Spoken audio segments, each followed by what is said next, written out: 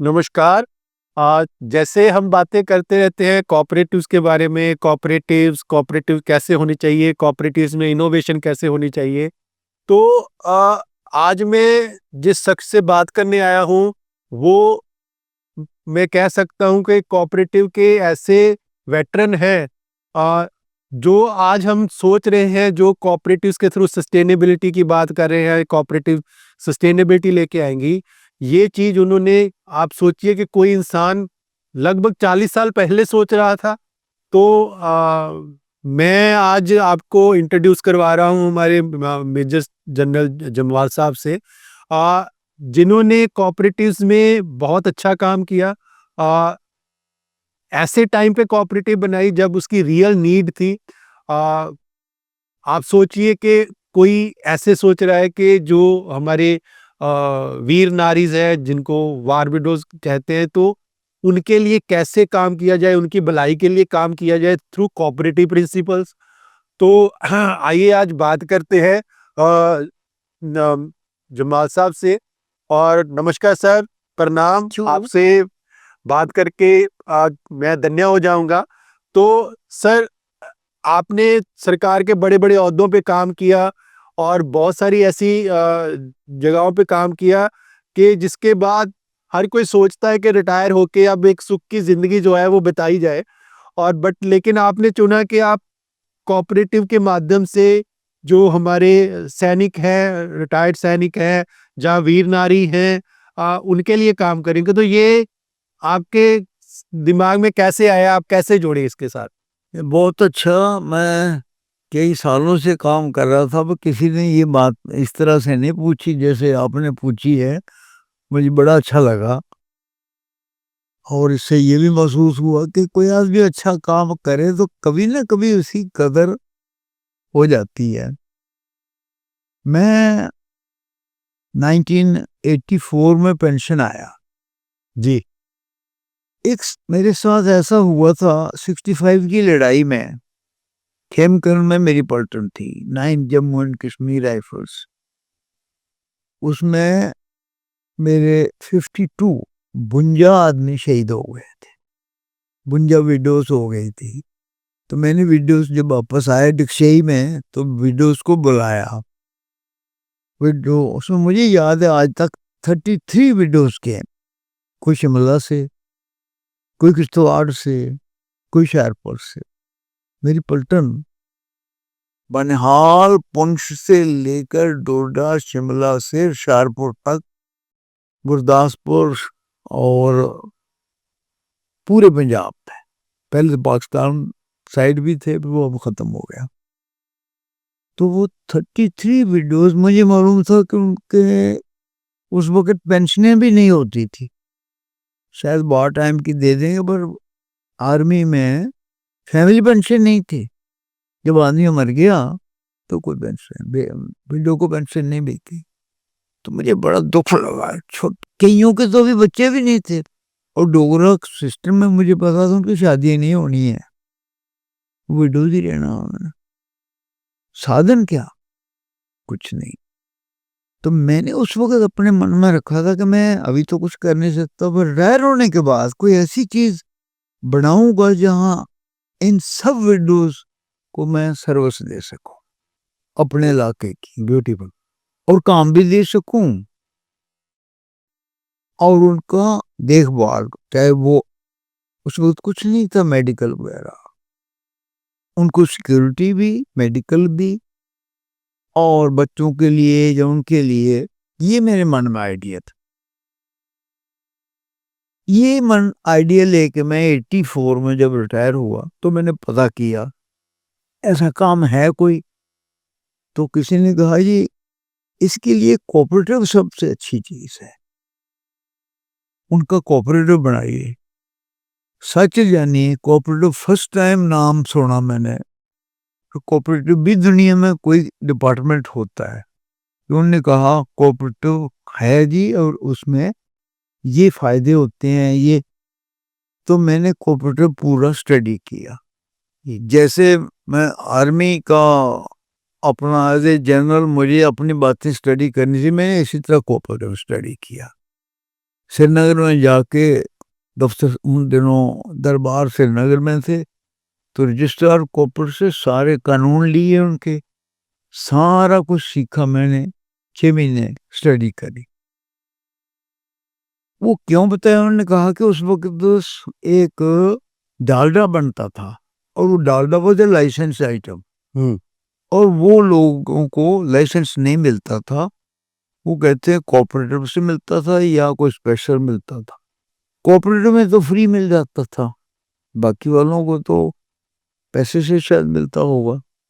तो मैंने कौन देता है, उन्होंने कहा कि वो सप्लाईज की मिनिस्ट्री देती है। उस वक्त केपी सिंह देओ थे मिनिस्टर, और वो मेरे मेजर मेरे नीचे रह चुके थे। Then I was director territorial army, तो he was major under me, and incidentally he was also minister of defence above me. Major भी थे, same time he was my boss and I was his boss. तो मैं गया उनके पास, माँ आप देते हैं ऐसा कोई? हाँ देते हैं। मैं मुझे ये लो। तो वो 32 टन पर डे वो मुझे फ्री में मिल गया। फिर मैंने आके उन्होंने कहा कि कोऑपरेटिव बनाओ, इसके लिए इतना पैसा 5 करोड़ रुपया लगेगा, उसका सिस्टम है एनसीडीसी में, इतना वो देगा, इतना वो देगा, इतना देगा, और आपको उसमें देना है सर्टन परसेंटेज, जो कुछ 14-15 लाख रुपया मेरा आता था। तो मैंने सब एक्सर्विसमैन को इकट्ठा किया, इधर ही घर में सब बुलाए, यहीं पर ही जहाँ आप बैठे थे आज। तो 1 साल लगा हमें लोगों को कन्विंस करने में, इकट्ठा करने में, और फिर गवर्नमेंट के पास गए, government should also take part. तो गवर्नमेंट ने, उसमें चीफ सेक्रेटरी बड़े अच्छे थे, उन्होंने कहा मैं बंदोबस्त कर दूंगा। तो सिडको को भी पार्टनर बना दिया, जैकफेड को भी पार्टनर बना दिया, और इसको बाजार, जो इनका सुपर बाजार कोऑपरेटिव, उसको भी बना दिया। तो फिर जितने पैसे रह गए वो गवर्नमेंट ने प्लानिंग फंड से दिए। तो एक आला दर्जे का कोऑपरेटिव, जैक एक सर्विसमैन हमने नाम रखा, कोऑपरेटिव जैक एक सर्विसमैन कोऑपरेटिव स्टोर शायद इसलिए रखा कि वो पता नहीं किसी को लगे कि हम कुछ मैन्युफैक्चर कर रहे हैं, हम स्टोर का काम कर रहे हैं, मैन्युफैक्चरिंग नहीं कर रहे हैं। कहते थे वो कि उस वक्त करने से वो शायद और भी आ जाए कंपटीशन में आपसे, स्टोर बनो, नो बडी विल बादर। तो शायद वही हुआ, एक्सीलेंट यूनिट बन गए, और फारूक अब्दुल्ला साहब ने बड़ी मदद की, और जब बन गया क्वालिटी इतनी अच्छी बनी, तो फारूक साहब भी जब थे वो बोलते थे कि हमारा ये देखो बेस्ट कोऑपरेटिव है पूरे इंडिया में। और इंडियन आर्मी की सारी सप्लाई 10 साल 7-8 साल हमने ही करी, कभी भी एक शिकायत नहीं आई, क्योंकि हम प्योर रखते थे, प्योरिटी। तो बनस्पति डालता, फिर फाइंडाइल भी शुरू किया, बल्कि 2000 में हमने 4000 टन का एक contract NDDB, Markfed, Punjab Markfed, and हमारी अपनी, इन सब से वो टेंडर्स, सबसे लोअर टेंडर था हमारा, 4000 टन सप्लाई किया, best. That was the last. उसके बाद थोड़ी जेल की गवर्नमेंट में गड़बड़ हो गई, उन्होंने टैक्स लगा दिया। वो टैक्स क्या था? Toll tax. पहले toll tax was, and it is always on transport, 300 rupees per ton. वो मतलब यहाँ एंट्री होती है हमारे लखनपुर से लेकर जम्मू फैक्ट्री एरिया तक 300 रुपया पर टन। तो अगर 4000 टन थे तो 4000 मल्टीप्लाइड बाई 30 रुपीज, इन्होंने बैकडेटेड 3 महीने पीछे से ऑर्डर कर दिया, it will be 4% ad valorem, which means on the cost price of the oil. तो 30,000 रुपीज पर टन था, तो 4% मीन्स 1200 रुपया।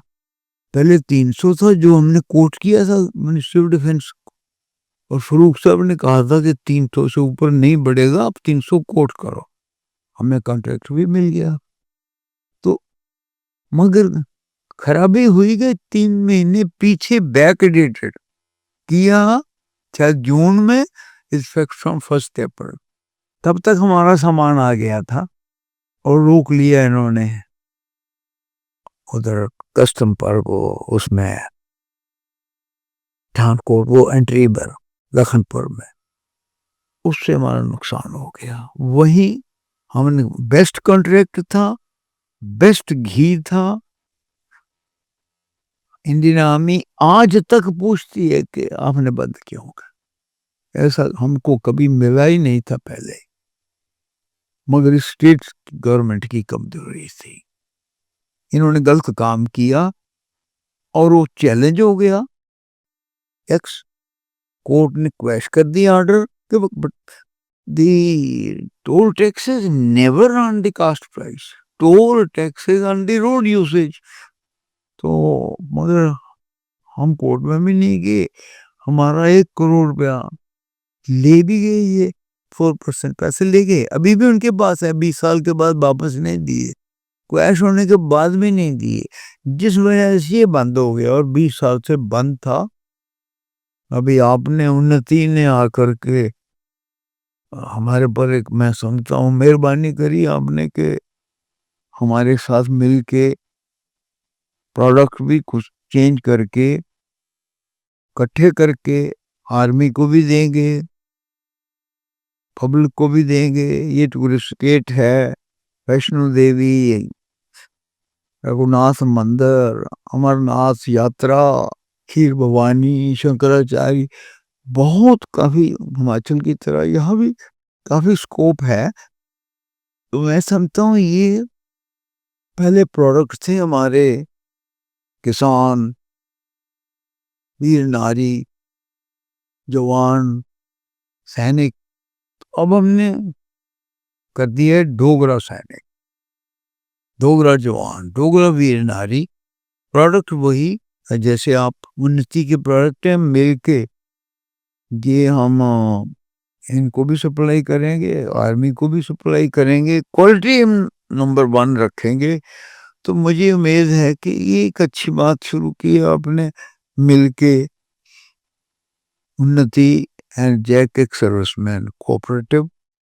और शाह साहब के आने के बाद अब सब अपीट हैं, और बबीला रखवाल जो सेक्रेटरी हैं, ये उनका आइडिया था। I appreciate, I think she has a soft corner for ex-servicemen, being herself a daughter of an army officer। तो शायद उन्होंने देखा कि सब विडोज ने 40 हजार रुपए का एक मेंबरशिप है मेरे पास, एक विडो है 40,000 रुपया दिया था उसने 86 में। गुडनेस, आज तक कुछ नहीं उसको दिया। 40,000 की वैल्यू भी बहुत होती होगी। अंदाजा लगाओ, 40,000 86 में। तो जो कितनी औरतें थी जिनको आपने मेंबर है, कितने का आर्मी के लोग थे जो बेनिफिशियरी बने फिर इस कोऑपरेटिव? 100 मेंबर बन गए।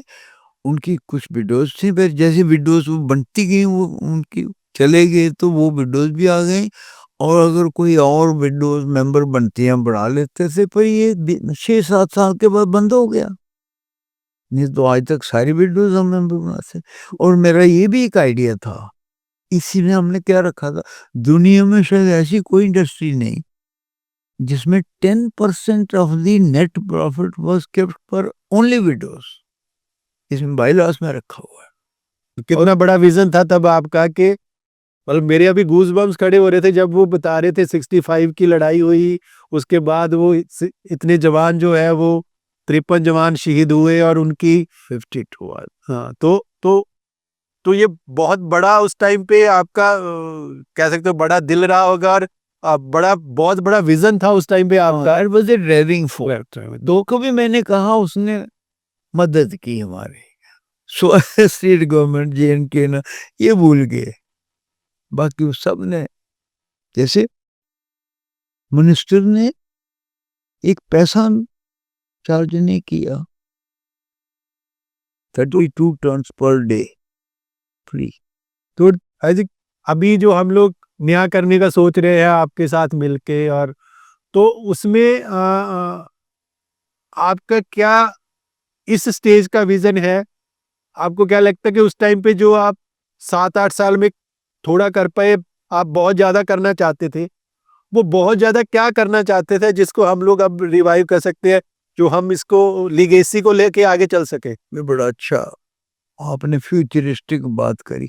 मैं ये चाहता था कि जगह मेरे पास काफी थी, 48 कनाल्स और ब्यूटीफुल फैक्ट्री, सब बंद पड़ा हुआ था वहां, या कुछ और विडोज, जो वो विडोज वीर नारीज पर्टिकुलरली, जिनको कहीं गांव में कहीं प्रॉब्लम है, सहायता नहीं या कोई लिटिगेशन है, मैं उनको एक होम बना के रखा देना चाहता था।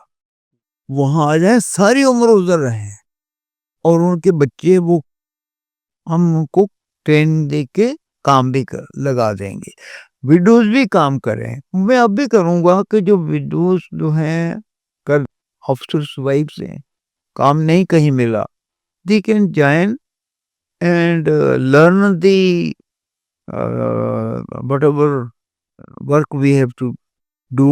वो जैम्स बनाने हैं, जैम्स के बारे में सीखें, वो बनाने हैं, अचार बनाने हैं, उनका कमांड कंट्रोल वो सीखें, जॉब भी देंगे, सिक्योरिटी भी देंगे, रहने को जगह भी देंगे, उनके बच्चों को पढ़ाने में भी मदद करेंगे। ये भी एक मेरा विचार है। तो कह रहे जो वीर नारी अभी है, तो उनके लिए हम लोग जॉइंटली एक ऐसा प्रोग्राम रन करें जिसके अंदर उनका लाइवलीहुड भी जनरेट हो, हाँ, और प्लस उनकी जो फैमिली सपोर्ट सिस्टम है, ठीक है, वहां पे भी हम इंटरवीन कर सके। हम अपने काम में रिजर्व कर सकते हैं कि मेजॉरिटी ऑफ द जॉब्स जो है वो अवेलेबल रहेंगी टू वीर नारीज। बिल्कुल ऐसा सोचा है, ये चल पड़े अगर आपका तो आगे ही अच्छा है, चल रहा है, हमने तो दोबारा शुरू करना पड़ेगा, पर मिलके स्कोप है यहाँ। वैष्णो देवी के भी काफी पिलग्रिम्स हैं हमारे यहाँ, वो सुध महादेव में बहुत बड़ा योगा सेंटर आ रहा है। अच्छा, फिर हम ये भी देख रहे हैं उस चेनाब का railway bridge, highest in the world, वो भी एक्साइटिंग बन रहा है जी। तो ये सारी टूरिज्म की जगह हैं, कश्मीर में भी हैं, यहाँ भी हैं। अगर हम कुछ आइटम टूरिस्ट के लिए डेवलप कर सकें, और वो जो हाइकर्स हैं या पहाड़ों में सैर करने आते हैं, फिर वो करते हैं, काफी बच्चे भी करने हैं आजकल, ट्रैकिंग करने आते हैं, ट्रैकिंग वगैरह, उनके लिए भी हम पैकेजेस बना सकते हैं, आर्मी की तरह जैसे होते हैं। अभी सियाचिन में वो रोटी गर्म होती ही नहीं है, और ऐसी रोटी, अगर ऐसी चीजें हम बनाएं कि वो उनको जरूरत ही नहीं पड़े, वो उनको देगी, आर्मी ले लेगी, और इसी तरह ये जो है इनको भी देगी। वो भी आपने रिसर्च करके आप देखें, ये स्कोप तो है, बाहर मुल्कों में हो रहा है जी जी, हमारे यहाँ नहीं है, तो इसका मतलब एक स्कोप है हमारे लिए, तो वो भी करेंगे। ताजी जैसे आजकल ना बहुत बड़ी बात चल रही है स्पिरिचुअल टूरिज्म की। तो मैं एक रिपोर्ट पढ़ रहा था कि JNK के अंदर लगभग 470 मंदिर है, और मुझे ये भी पता चला कि आप धर्मार्थ ट्रस्ट के प्रेसिडेंट भी रहे हुए हैं, और जितने भी मंदिर हैं, वो चाहे रघुनाथ मंदिर हो, खीर भवानी हो, वो सारे आपके आपने सबके लिए काम किया हुआ। तो स्पिरिचुअल टूरिज्म को ध्यान में रखते हुए आपको क्या लगता है कोऑपरेटिव कैसा रोल प्ले कर सकती है लोकल कम्युनिटी को इन्वॉल्व करके, ताकि लोकल कम्युनिटी बेनिफिशियरी बने और उसमें जो है हम लोग एक अच्छा इम्पैक्ट डाल सके। बड़ा अच्छा, मैं समझता हूँ कि cooperative is ideal for these things, क्योंकि these are mass production items. और कोऑपरेटिव में सबसे बड़ी अच्छी बात यह है कि क्वालिटी कंट्रोल रहता है और प्राइस कंट्रोल रहता है। मैं तो समझता हूँ कोऑपरेटिव इसीलिए बने थे कि लोग नाजायज फायदा ना उठाएं, कि कीमतें बढ़ा जाएं। अगर हम कीमतें ठीक रखें, लोग उधर नहीं जाएंगे, हमारे पास आएंगे। दूसरा, अगर क्वालिटी उन्होंने कमज़ोर कर दिया और हम क्वालिटी अच्छी रखें, तो वो हमारे पास आएंगे, उनको अपनी क्वालिटी इंप्रूव करनी पड़ी। तो कोऑपरेटिव इज ए बैलेंसर, वो क्वालिटी में भी और प्राइस में भी। अगर ये दो चीज़ें बैलेंस रहें, तो मेरे ख्याल में ना तो चीज़ें खराब बनेंगी, ना बीमारी होगी, और दूसरा प्राइस कंट्रोल भी रहेगा। तो ये रख के जितने भी मंदिर हैं, अगर हम संस्थानों को, पुजारियों को ये ऑफर करें कि this is best quality Prasad, best quality and best price, तो मेरे ख्याल में बड़ी स्कोप है। शंकराचार्य और किया कोऑपरेटिव के थ्रू जाए, मतलब किया कोऑपरेटिव्स के थ्रू जाए, पुजारी और पुजारियों की फैमिली उन कोऑपरेटिव्स का हिस्सा हो सकती है, लोकल कम्युनिटी के लोग उस कोऑपरेटिव का हिस्सा हो सकते हैं। तो मैं एक और सवाल आपसे पूछना चाहूँगा कि जैसे 2021 में कोऑपरेटिव की एक सेपरेट मिनिस्ट्री बनाई गई और उसमें हमारे माननीय श्री अमित शाह जी को उसका मिनिस्टर बनाया गया। तो इस एफर्ट को, सरकार के इस एफर्ट्स को आप किस नज़र से देखते हैं और इसके बारे में आप क्या कहना चाहेंगे? मैं पढ़ा भी था ये, और मैं समझता हूँ कि अगर देश का होम मिनिस्टर को ये चार्ज दिया है, जो कि इतना बिजी आदमी, इसके पास इतना काम है ये इसके लिए, इसका मतलब है गवर्नमेंट ने खास इम्पोर्टेंस दी है इसको। और मोदी जी इम्पोर्टेंस तभी देते हैं जब वो कन्विंस्ड होते हैं कि ये हमें करना है और इसका फायदा होगा। तो मुझे लगता है कि there is a good future for cooperatives. कुछ डाउन हो गए थे कोऑपरेटिव पिछले 5-10 साल में, मैंने देखा। पर इसीलिए आई थिंक होम मिनिस्टर यश शाह साहब is one of the most at present senior भी हैं और बड़े एक्टिव हैं। कोऑपरेटिव उनको दिया है, ये कोऑपरेटिव जनरली नीचे ही रहता था, होम मिनिस्टर के पास कोऑपरेटिव जाना बड़ी बात है। इसका हमें भी फायदा उठाना चाहिए। मैं खुद एक्स सर्विसमैन के लिए, फौजियों के लिए मैं चाहता हूँ एक बड़ा अच्छा रास्ता है। मुझे याद है जब मैंने ये फैक्ट्री बनाई तो डॉक्टर करण सिंह जी को बुलाया एज ए स्पेशल गेस्ट, और कृष्णा राव उस वक्त गवर्नर थे, उनको बुलाया एज ए चीफ गेस्ट। और जब उन्होंने ये बात सुनी कि ये वनस्पति यूनिट बन गई है या डालडा यूनिट बन गई है और ये इस तरह का घी बन रहा है, और वो घी फिर उन्होंने कहा मेरे राजभवन में ये घी आएगा, और ये घी फिर राष्ट्रपति भवन में लेके गया, उन्होंने वहां रिलीज किया। उन्होंने उस स्टेटमेंट दी, उसने कहा जब मैं आर्मी चीफ था तो मैंने सब आर्मी चीफ मिनिस्टर, पूरे मुल्क के चीफ मिनिस्टर को लिखा था एक फैक्ट्री होनी चाहिए जिसमें मेरे फौजी जवानों को और विडोज को आप सर्विस दे सको, सेकेंड एम्प्लॉयमेंट, बिकॉज वो 35 साल में रिटायर हो जाते हैं सारे के सारे। तो मैं हैरान हूं कि मुझे नहीं पता था, किसी स्टेट ने नहीं किया, मेरी स्टेट में जनरल गवर्नर ने कर दिया है। ये उनकी स्टेटमेंट थी, अरे बड़ी मदद की, हर जगह मदद की। तो इस चीज को जरूरी है कि हम बाकी स्टेटों तक भी पहुंचाएंगे कि हम ये कर रहे हैं, हम आपको नो हाउ देंगे, आप भी अपने स्टेटों में। मैं शाह साहब को लिखूंगा, मैं मोदी साहब को लिखूंगा कि ये हमने बनाया था और this is ideal for the rehabilitation of soldiers who retire at the age of 35. और फिर how many die every day, एक दो तो रोज आ रहा होता है, डेली लाश जाती है इधर से, every day one from Jammu Kashmir. तो जहां जहां भी है उनकी वीडियोस के लिए कोऑपरेटिव सर आइडिया, इसकी कापी वहां भी करें. तो ये ठीक कहा आपने, ये शाह साहब तक हम पहुंचाएंगे और ये पूरे हिंदुस्तान में इस तरह के कोऑपरेटिव एक्सर्विसमैन कोऑपरेटिव बने और ये बंदरों का काम ले लें. अच्छा काम है.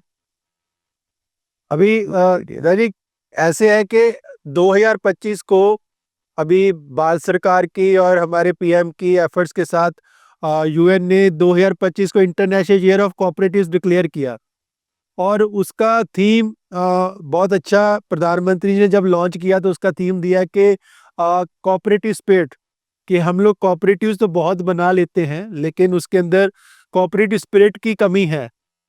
मतलब फिजिकल हार्डवेयर तो बना लिया, स्ट्रक्चर तो बन गया, लेकिन उसको चलाने के लिए जो आत्मा चाहिए कोऑपरेटिव की.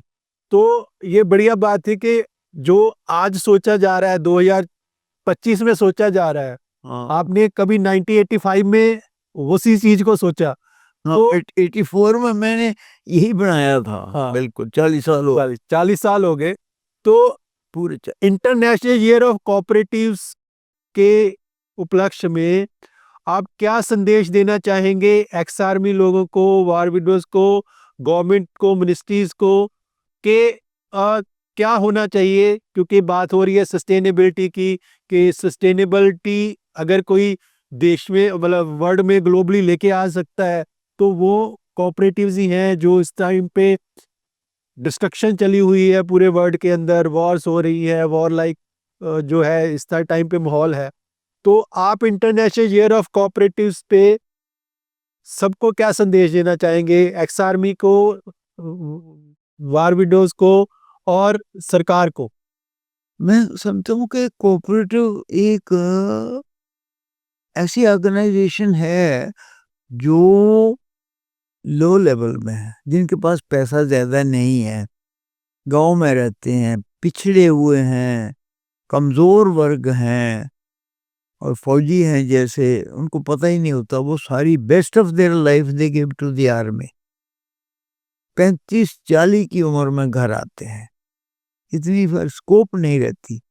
अगर कोऑपरेटिव बने हों, उसमें काम चल रहा हो, तो they can easily switch over from the army life, retire, start cooperative. Cooperative हर चीज का, उसके गांव में आमले होते हैं, इकट्ठे हो जाओ, आमले कोऑपरेटिव बेचो, सारे इकट्ठे करो, उनके पौधे लगाओ, कि लोगों को समझाओ कि आमला वेस्ट कर रहे हो, इकट्ठे करो और पौधे लगाओ, ग्रीनरी भी हो जाएगी, पौधे भी लगेंगे और जब क्वांटिटी होगी तो वैल्यू भी मिलेगी. ये एक उदाहरण है. हमारे तो यहाँ वो हो रहा है, गुच्छियाँ, मेरे एक सर्विसमैन गुच्छियाँ पैदा कर रहे हैं.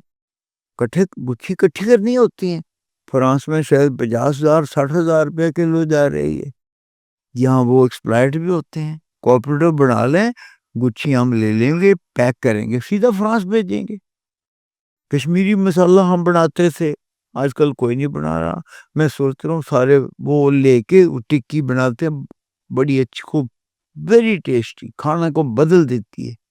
हम अपने सोसाइटी में वो जीरा, मेरे एक्सरोस में जीरा इकट्ठा करते हैं, गुरेज में वो बेचते हैं. मैं बोलूँगा सारे का सारा मुझे भेज दो, हम उनके पैकेट बनाएंगे. आर्मी चीफ को बोलेंगे, आर्मी वाइव्स वेलफेयर एसोसिएशन है, ब्यूटीफुल डमियां बना के देंगे. Quality number 1, no compromise on qualities in the jack एक्सरोस में. चाहे वो केसर है, किश्तवाड़ का केसर, मैं सोच रहा हूँ कि वहां अपने एक्सरोस को बोल के 100 एकड़ केसर लगा दो. वॉलनट बेशुमार है मेरे पास रामबन में, वॉलनट बना के, वॉलनट सबको चाहिए, बच्चे को चाहिए उसका दिमाग ठीक हो, बूढ़े को चाहिए उसको अल्जाइमर ना हो। तो क्यों नहीं देते हम? बच्चों को भी दें, बूढ़ों को भी दें, एट रीजनेबल रेट दें, एडल्ट्रेशन बिल्कुल नहीं हो, क्वालिटी गारंटीड हो। उनको ये पता अगर ये वीर नारी लिखा है इस पर या सैनिक लिखा है तो इसमें कोई शक नहीं। वो बच्चे फेल भी होना खाएं, बूढ़े भी खाएं, ये आपका काम है, आप एक्सपर्ट हैं। आई एक्सपेक्ट के we will produce all these thing. Jammu की चीजें भी निकालेंगे, जम्मू भी हेवन बन जाएगा। इनके गांव में ये चीजें होती हैं, वैल्यू नहीं मिलती है, हम उनसे सब अच्छी वैल्यू में खरीद लेंगे। रामबन से, पोगल परस्तान से, पिशोरवाड़ से, डोडा से, भद्रवाह से, वहाँ लेवेंडर मैंने लगवाया, लेवेंडर एक्स आर्मी वाले लोगों से हाँ। वेंडर लगाया हुआ एक्स आर्मी। एक्सर उसमें लगा रहे हैं, मैंने ही यहाँ से निकाला वो। तो अगर वो लेवेंडर भी हम लाएंगे उसमें पैकेजेस में, जो वीर नारी प्रोडक्ट्स में लेवेंडर भी आएगा, केसर भी आएगा, वॉलनट भी आएगा। आप उसको बस मार्केटिंग का सोचे। Let us do. तो आप जो बात कह रहे हैं आजकल जो इंटरनेशनल ईयर ऑफ कोऑपरेटिव है उसके अंदर एक नया कंसेप्ट बहुत पॉपुलर हो रहा है, प्लेटफॉर्म कोऑपरेटिव्स के सब्जेक्ट स्पेसिफिक प्लेटफॉर्म। जैसे मान लीजिए कि एक्स सर्विसमैन जो है उनके पास गाड़ियां हैं, तो उन्होंने सबने मिलके एक प्लेटफॉर्म कोऑपरेटिव बनाई और उबर जैसे जैसे उबर सर्विस प्रोवाइड करता है या ऐसे बड़ी बड़ी कंपनीज गाड़ियों की सर्विस प्रोवाइड करती है, तो उन जैसे हम प्लेटफॉर्म कोऑपरेटिव बना रहे हैं। तो आपका बहुत अच्छा संदेश है कि प्लेटफॉर्म कोऑपरेटिव की तरह हम लोग आर्मी के जो लोग हैं या एक्स सर्विसमैन लोग हैं उनके साथ मिलके हम लोग जो है प्लेटफॉर्म कोऑपरेटिव कंसेप्ट पे भी बहुत अच्छा काम कर सकते हैं। और इसी में इंटरनेशनल ईयर कोऑपरेटिव में आप सरकार को क्या संदेश देना चाहेंगे? आप कह रहे थे कि जैसे आप प्रधानमंत्री जी को, जहाँ हमारे मिनिस्टर साहब को, श्री अमित शाह जी को आप संदेश देना चाहते थे, तो इस पॉडकास्ट के माध्यम से आप क्या संदेश देना चाहते हैं? मैं ये कहूँगा, मोदी साहब को ये कहूँगा कि आप मन की बात में भी इसको डालें। क्या बात है। और आर्मी आर्मड फोर्सेस की एक्स सर्विसमैन या जब फौजी रिटायर होते हैं उनकी एक ट्रेनिंग होती है, पोस्ट रिटायरमेंट ट्रेनिंग जी। उसमें भी ये प्रोग्राम डालें कि आप कोऑपरेटिव्स को जाके फॉलो करो और आपके लिए कुछ स्पेशल कंसेशन है, कुछ इंसेंटिव भी दे दो एक्स सर्विसमैन के लिए। और मैं ये आपके से भी कहूँगा कि जो हम आज बातचीत की आप इसको लिखें, एक छोटी सी पैम्फलेट बना दें 5-10 पेज की, उसमें थोड़ा उदाहरण भी डाल दें कि इस तरह से इंटरनेशनल कोऑपरेटिव ईयर में हम 1-2-3 बातें अगर करें, ये अचीव करना चाहें, इसमें आप शामिल हो जाओ जी। और 18 तारीख ये अगर तब तक हो सकती है तो पॉडकास्ट लेता रहे और ये 5-6 पेज का ही सही और आर्टिकल भी लिखे अखबार में, मैं भी लिखाऊंगा जी। इसको पूछ के अगर मुझे मिल जाए तो मैं आर्टिकल भी डालता हूँ, क्योंकि इंफॉर्मेशन लोगों तक जानी चाहिए, वो कुछ कम जा रही है जितनी जानी चाहिए। कोऑपरेटिव डिपार्टमेंट्स को, गवर्नमेंट को लोगों तक बातें लेनी चाहिए और गवर्नमेंट ने मिनिस्ट्री ऑफ डिफेंस को, आर्मड फोर्सेस को ये मैसेज दे देना चाहिए। ये मेरी इच्छा है। मतलब आपका कहना है कि सरकार जो है वो प्रोग्राम करे प्रोग्राम उसके अंदर जितने हमारे जैसे कोऑपरेटिव ट्रेनिंग इंस्टीट्यूट्स हैं या ऐसे बहुत सारे एनसीयूआई, आरआईसीएम, नेशनल और स्टेट रीजनल लेवल के जो ट्रेनिंग इंस्टीट्यूशन है वहाँ पे जो पोस्ट रिटायरमेंट ट्रेनिंग है उसमें कोऑपरेटिव्स को जो है वो एक सब्जेक्ट के तौर पे लाया जाए, सो दैट के जो आर्मी के लोग रिटायर होने के बाद कोऑपरेटिव के साथ जुड़ सके, उनको कोऑपरेटिव के बारे में पता हो। जैसे आपने बताया कि जब आप रिटायर होके आए थे तो आपको बताया गया कि कोऑपरेटिव, तो आपको कुछ भी नहीं पता था नहीं पता था, अभी भी नहीं पता है, अभी भी नहीं पता है। और दूसरा ये कि आर्मी वालों को कुछ पता नहीं है सोया आर्मी के, वो इतने डेडिकेटेड है, इतने कमिटेड है, उनको हम बाकी चीजें अलाउ नहीं करते, और जो सिविल में आते हैं तो वो कंफ्यूज हो जाते हैं। तो एक कोऑपरेटिव ही है जो उनको एक रास्ता दिखा सकता है सिविल लाइफ में एंटर होने का, और वो उसका भी तरीका है। उसके लिए फौज में एक इंस्ट्रक्शन इशू हो, ये मैं आर्मी चीफ को लिखूंगा कि कोऑपरेटिव्स अपने अपने हर जगह है, गांव में भी है, शहर में भी है, वहां वो पूछे। और कोऑपरेटिव के बारे में आर्मी में कुछ पता नहीं कि कोऑपरेटिव है भी है, वो कोऑपरेटिव की एजुकेशन भी उनको दें भी, कोऑपरेटिव का क्या मतलब होता है और कोऑपरेटिव से क्या फायदे हैं, और कोऑपरेटिव में आपको कितनी सहूलतें हैं, और फिर कोऑपरेटिव में जो चीज आप बनाएंगे वो बिक भी जाएगी, उसमें लॉस की कोई बड़ी बात नहीं है। तो इसमें इंटरनेशनल ईयर में कम से कम ये बातें ही करें, एक कामयाब इंटरनेशनल ईयर बन जाएगा। और कोऑपरेटिव में सब कुछ हो सकता है, जो कहीं चीज नहीं बिकती कोऑपरेटिव में बिक जाती है।